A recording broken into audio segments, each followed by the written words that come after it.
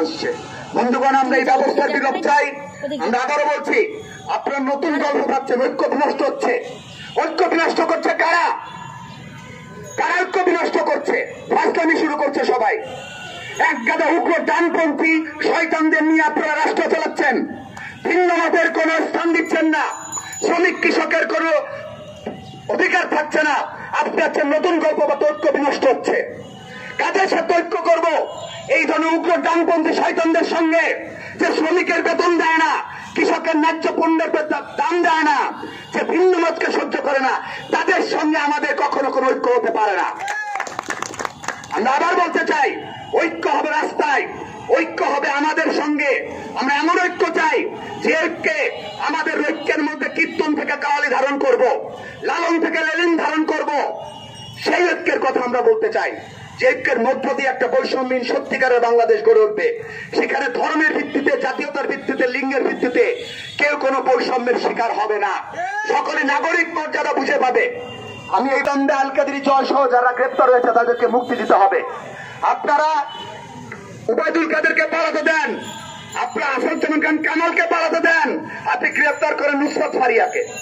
এই যে ফাজলামি, এই যে ফাজলামি, এটা কি মানুষ বোঝে না? 626 জন রাজনৈতিক বন্দী তারা সেনাবাহিনীর ক্যান্টনমেন্ট থেকে কিভাবে পালালো? কেউ প্রশ্ন করেন না কেন? কিভাবে তার রাতের আধারে বাংলাদেশ থেকে পালিয়ে গেল? এতগুলো গণহত্যার মামলার আসামি। আর আপনি গ্রেপ্তার করেন মেঘনা আলমকে, আপনি গ্রেপ্তার করেন নুসরাত ফারিয়াকে। মানুষের আই ওয়াশ করার ব্যবস্থা করেন। এই ফাইজলামি বন্ধ করতে হবে।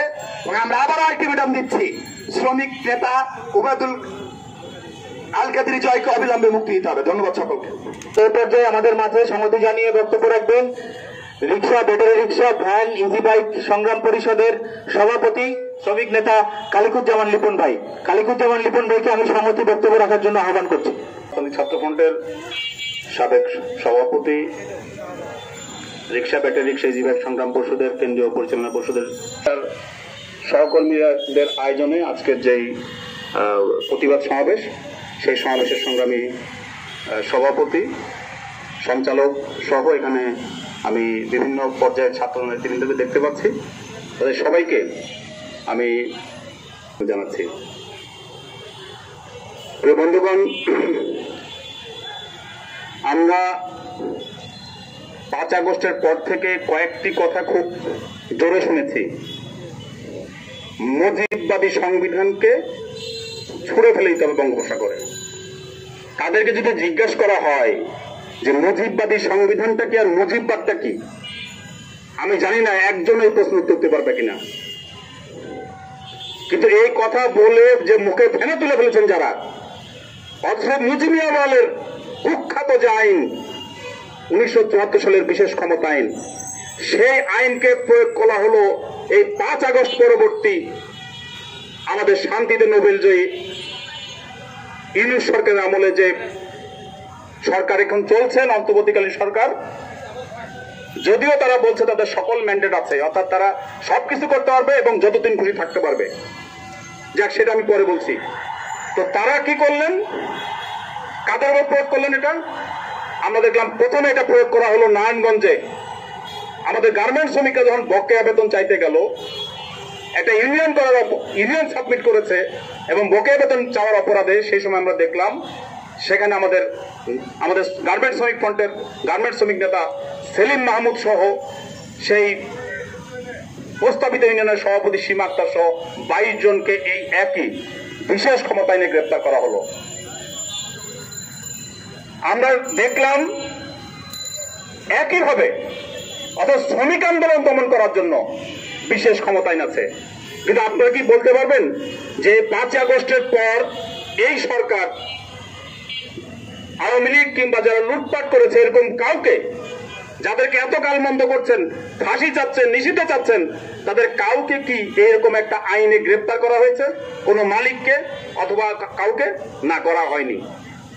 তার মানে শ্রমিক অনেক সস্তা, শ্রমিক অনেক সস্তা।